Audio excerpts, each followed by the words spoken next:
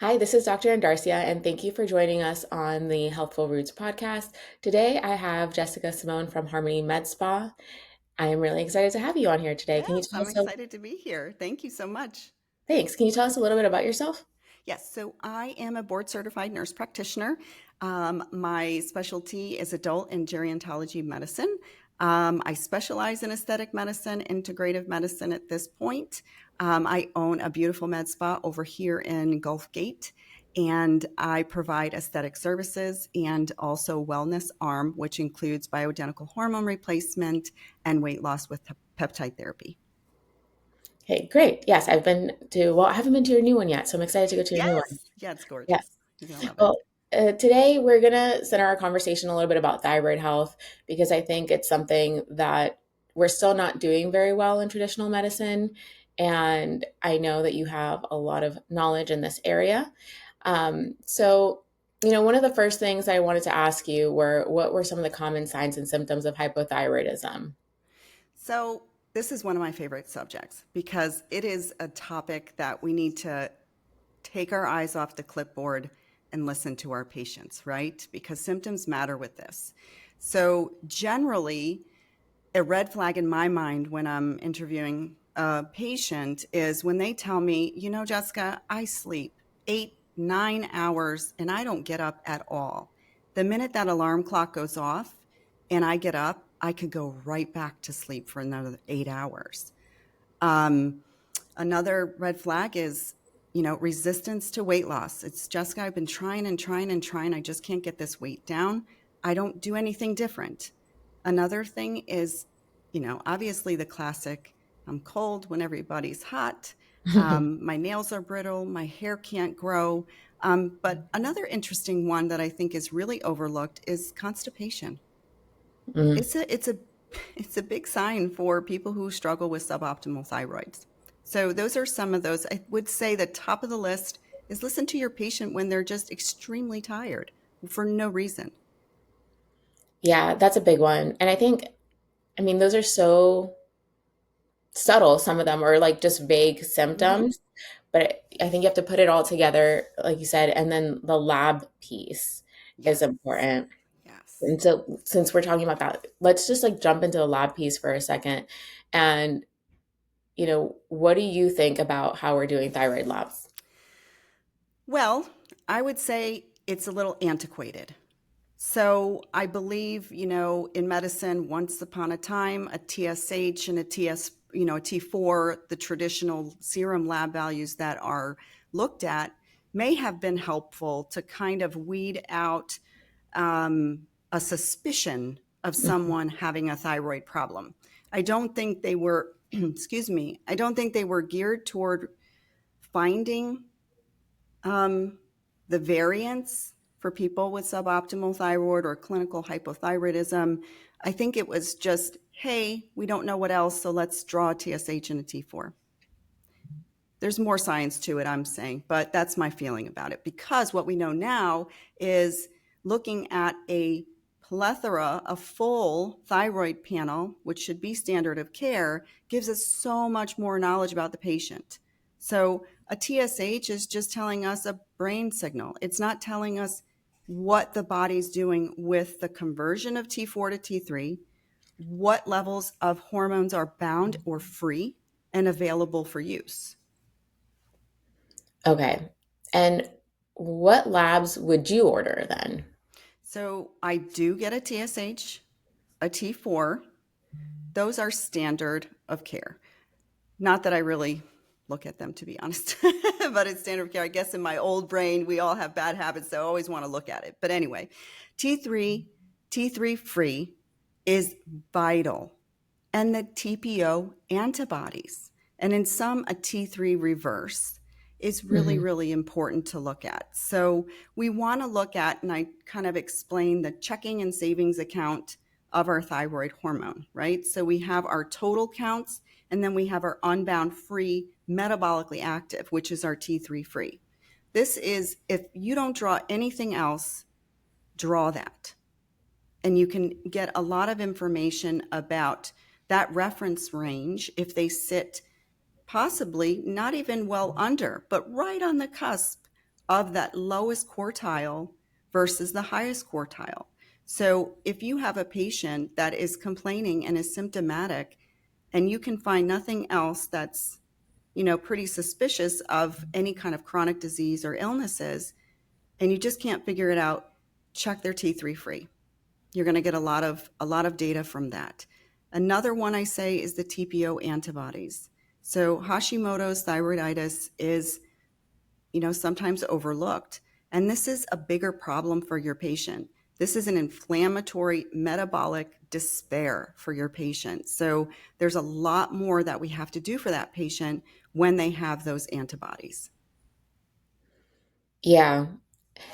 And just to, for anybody listening who doesn't know, so the TSH, like you mentioned, it's made in the brain, like the pituitary, and then the T3 and the T4 are the thyroid hormones. And that's why it's important to kind of look at those. And then the antibody that you're talking about is just a marker of inflammation, or like what we use as an autoimmune marker, but it's like a lot of inflammation is caused, especially the higher your antibody right number is. Absolutely. Yeah, and so that's why it's important, because I think, as you're alluding to, is you're missing a lot of people who have thyroid issues when you're just getting a TSH. I mean, sometimes it's only the TSH, not even the T4 is what I've seen.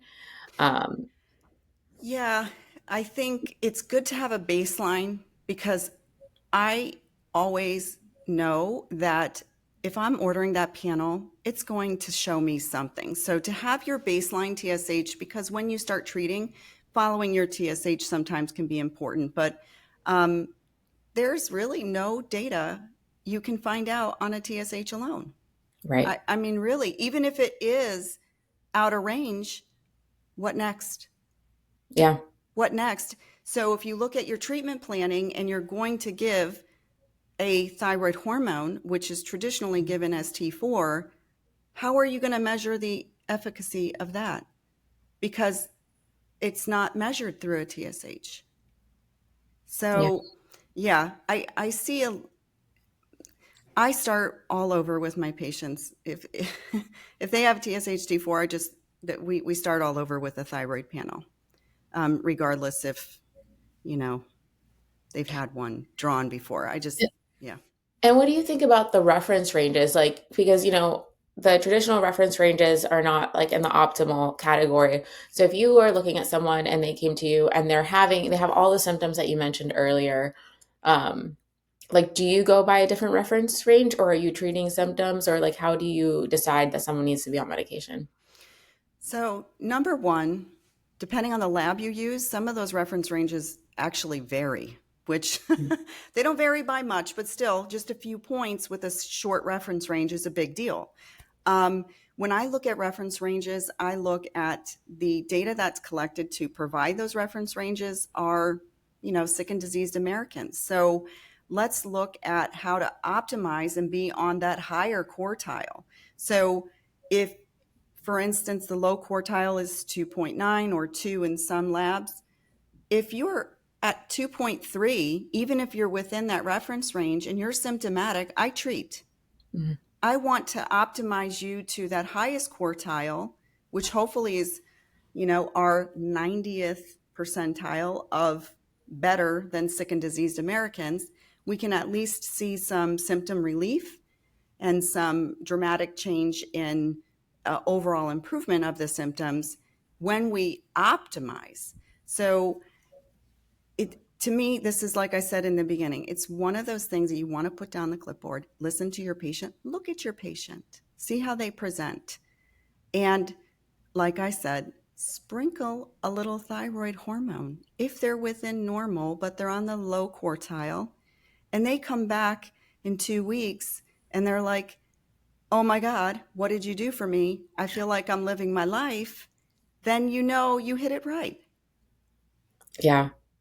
And it's crazy how much of an impact the thyroid medication can make. So I'm going to throw myself in there. And that I went to you and I was like feeling all these. I mean, I was just tired, really. It was my main thing. But like looking back, it's so funny because I'm a doctor. And if a patient had said the things that I said to you to me, I would have been like, like it might be your thyroid, but because I was like still in my box, I didn't even realize. And within like 2 days of taking the thyroid medication, I felt like Superwoman. Yes. And isn't that something you want to hear from your patients? That's Yeah. what I love to hear. I love to hear it. And we can't put everybody in a box. And for instance, I hate to say this, but we have this treatment bias. So a patient like yourself that does walk in, who's fit, in a great BMI, who's young and healthy, no other comorbidities, somebody may not be inclined to look farther into it because we're taught that a hypothyroid patient is overweight, is, has abnormal hair growth, is, these things they present in this way. And I think that lets us, have a bias and overlook patients that, like you said, if my patient says in 2 days I feel like Superwoman, that's like cha-ching, that's a great day for me. So I think we just have to kind of take the blinder off, open up our sphere of reality, because you and I are not making this up. There's science Yeah. behind these serum lab values. I mean, why they're not recognized more widely is concerning, but it's science, so we should follow it. Yeah. No, I agree. I agree. And as far as the reference ranges, I mean, it's not only for the thyroid labs, it's any labs that you do, right? Any There's labs. there's optimal versus like you said, we're comparing against the average sick American. So that's just important to know. And I mean, there's really been a rise in the number of people who have hypothyroidism. And what do you think is contributing? I mean, mostly women, but what do you think contributes to that? Anytime we're looking a little harder, we're going to find more of what we're looking harder for. That's one. So, like I would say, there are practitioners like myself and yourself, and other practitioners that are doing their due diligence and actually ordering the lab panel and looking at it and listening to our patients. So sometimes that can be a part of, increased diagnoses, correct? But I think overall we have a large societal problem with our rates of obesity and endocrine disrupting metabolic disorders. So, if you know that all thyroid hormone works with other hormones also that are, being interrupted, like our insulin and our insulin resistance rates, and of course, overweight and obesity, we have a dilemma with metabolic processes in this country. We really are suboptimal in that way. And I think younger and younger people are being exposed to more inflammation and toxicity, either from the environment or stress related, food related, Mhm. malnutrition, sedentary lifestyle, and they're just tired and fatigued. Um, I think there's just, unfortunately, um, it just lends to suboptimal thyroid health. I mean, our thyroid is a powerhouse of activity for our body metabolically. And when it doesn't get the right signals from the rest of the body, it's going to shut down. It's going to act in a suboptimal way. So I just think that that's lending to more and more people with these symptoms. Yeah. Yeah. Those are all the things. Yeah. And what would be some natural ways to support your thyroid? So any support for any kind of optimal thyroid or other hormone health is to be, in the best physical, mental shape that you can be. So, daily exercise, eating, you know, reducing your diet of high refined processed foods and sugars and packaged items, trying to get a whole nutritionally dense diet in each and every day, lots of fluid, obviously. Um, Regular sleep, I think, is overlooked tremendously. Turn off the phones, turn off the TV, give yourself a good sleep hygiene routine, and work on your sleep like you do anything else, because your body needs to reboot especially for the thyroid, needs to shut down and reboot all night, at least 6 to 8 hours uninterrupted sleep. I think also some of the things that we can do is, really get checkups and get regular thyroid health panels drawn so you can monitor your thyroid. Also, I'm going to pause because I had other things I wanted to say and I can't remember. Oh, okay.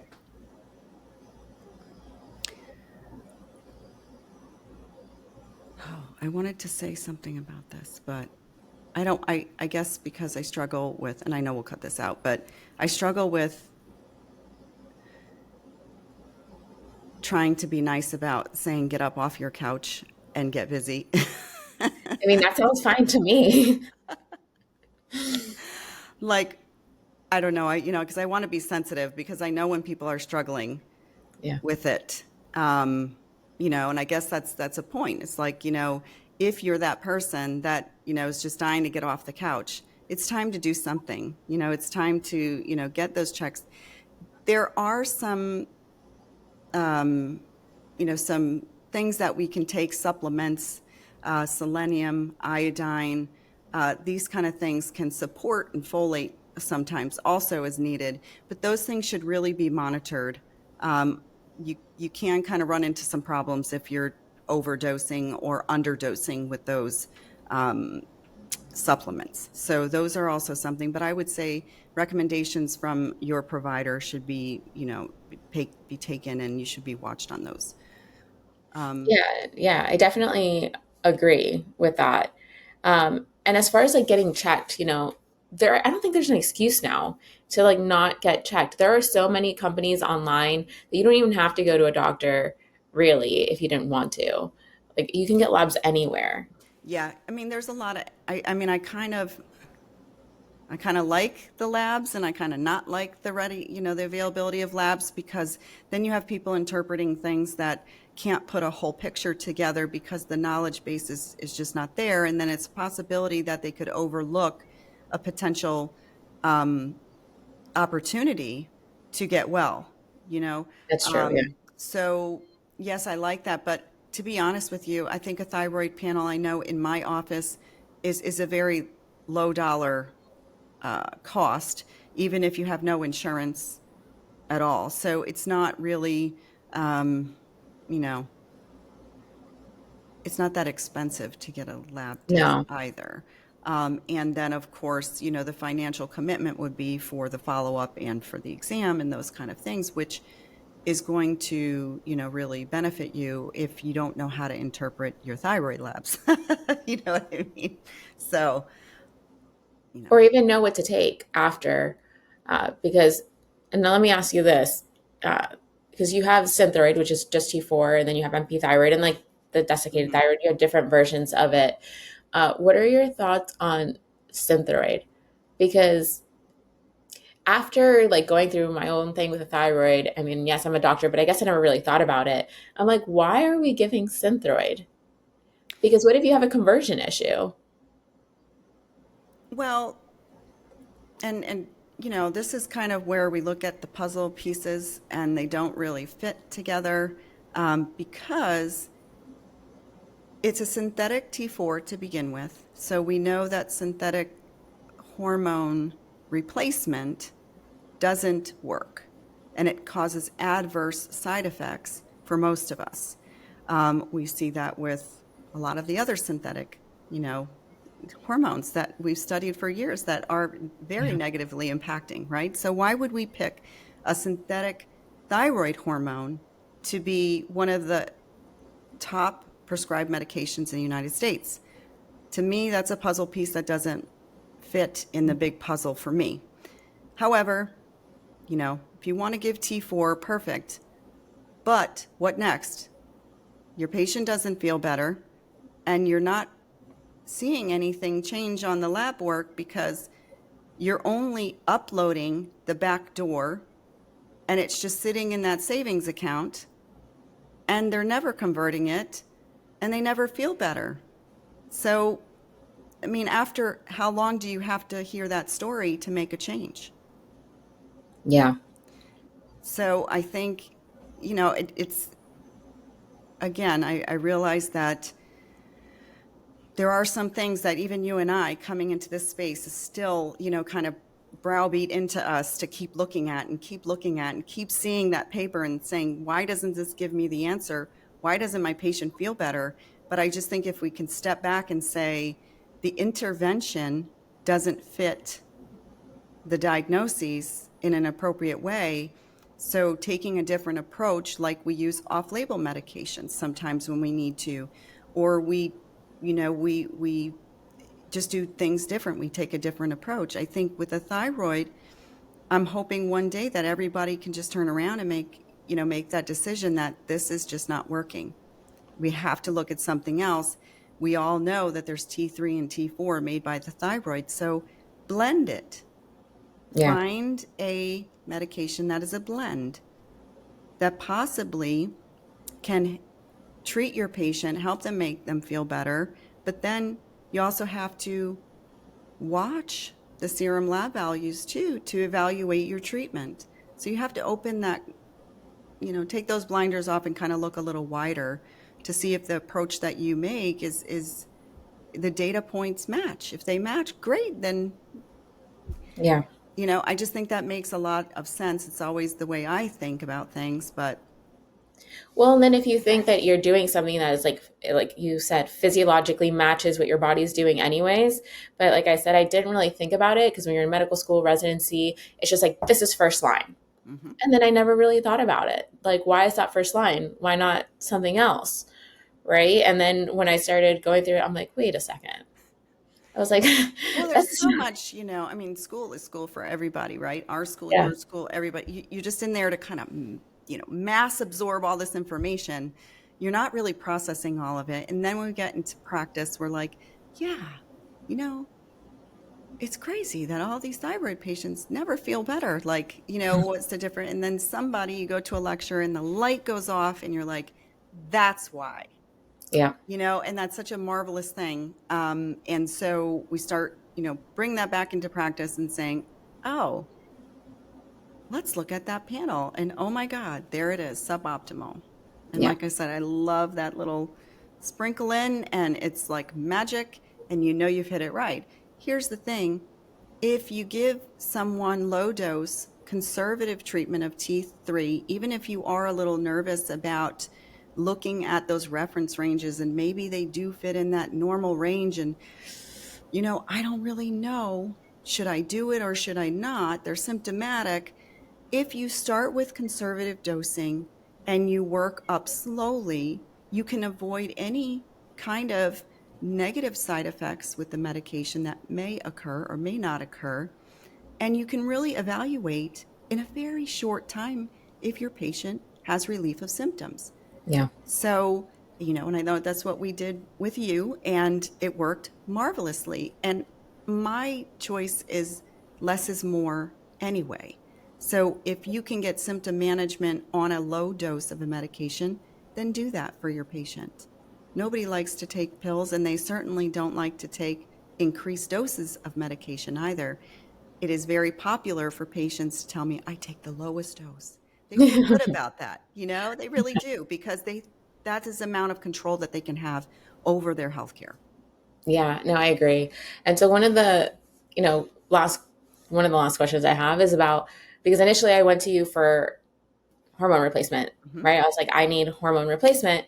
Um, but then it turned out that thyroid was also part of it. So, how can thyroid optimization complement hormone replacement therapy? Because I think that there are places where people go and they say, I want hormone replacement. And it's like, oh, cool, you need testosterone, progesterone. Here, just take that. And like, nobody's really looking at that other piece.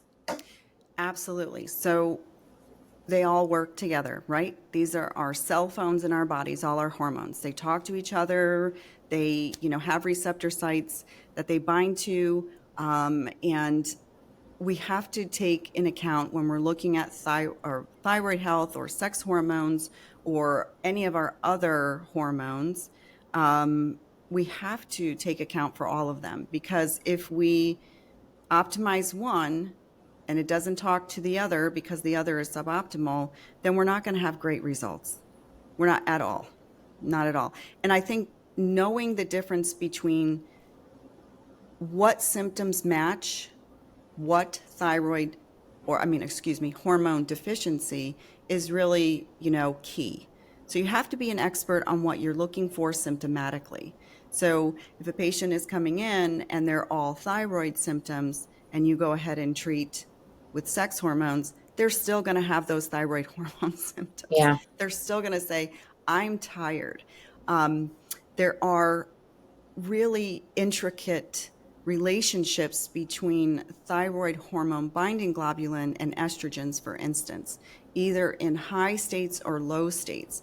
So you can have high levels of estrogen, like in pregnancy, and you can have a really skewed low T3, and vice versa when you're giving higher levels of estrogens and birth control. So you can have the same kind of relationship where you either aren't clearing or you don't have enough free T3. So those relationships have to be accounted for when you're doing hormone replacement with the sex hormones.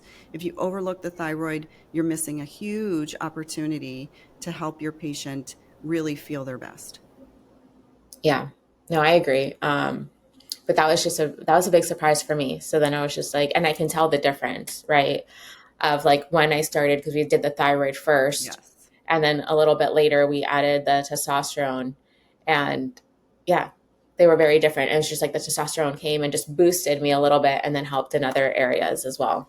Yes. So I think, setting the stage with your patient on what they can look for as far as symptom relief for each therapy that you deliver makes it really better for you also, because when you're going down your checklist to see, how you've made improvements with their symptoms that they were reporting, you can actually check two of those boxes off instead of wondering in my head, like, how come they're still tired? Yeah. So yeah, being really, really thorough and intricate in knowing the symptoms that you're trying to relieve and what therapies are best for them. Well, that is very helpful, even for me. And I just want to thank you so much for coming on and talking about thyroid, because even in my clinic, it's something that I see people like struggle with all the time. And they're coming to me from other providers. And even though we have a lot of information on thyroid health, it still seems like we're trying to catch up. So I think it's a very important topic. Oh, absolutely. Yes. Yeah. And it's just one of my favorites because to me, it's an easy thing and a quick fix in most patients, and how rewarding it is for your patient and you to hear, oh my God, I've been taking levothyroxine or Synthroid for 20 years and I've never felt any better. Yeah. And in the last week, I switched over to a combo therapy of thyroid, natural thyroid hormone, and I feel amazing. So, for everybody that's struggling, either if you are a patient or a provider, to kind of figure out what to do, all you have to do is change one patient's life with this, and you will never go back. Yeah. I agree with that. Yeah. And for anyone listening, how can they find you? What do you, oh, you kind of mentioned a little bit, but what do you offer in the clinic so that they can get over? I already send everybody over to you for pellets, but what else, Yes. what else do you do? So I do regenerative aesthetics. It's more of facial rebalancing. So I use energy-based devices like lasers, biostimulators like products like Sculptra, to rejuvenate and restore facial balance. I also do use Botox and dermal fillers to appropriate um, the the volume loss, or if we're looking to soften expression lines or get away from wrinkles, if you want to say that. So I also have a wonderful esthetician who does magic with skincare in her facial room. And like I said, I do therapy with GLP-1 um, peptides, which is marketed to weight loss and also being studied for anti-inflammatory things like osteoarthritis. And most people know them for diabetic management, but the weight loss is a big thing, and restoring metabolic function with those has just been dramatic in my practice, and I love them. And most definitely bioidentical hormone replacement. And that is, cornerstone of my practice. I love it. And it complements all the aesthetic, and the aesthetic practices complement that because if we're not fully optimized with our hormones, we also lose lean body mass and collagen. And collagen is really important when we're looking at the elastic property of the skin and restoring that balance in areas of atrophy or sagging in the face or the body. Yeah, I agree. Those two do definitely go together. But yes, thank you so much for coming on the podcast. And I will put all your office info and your Instagram page on the show notes so that people can find you. Thank you so much for having me.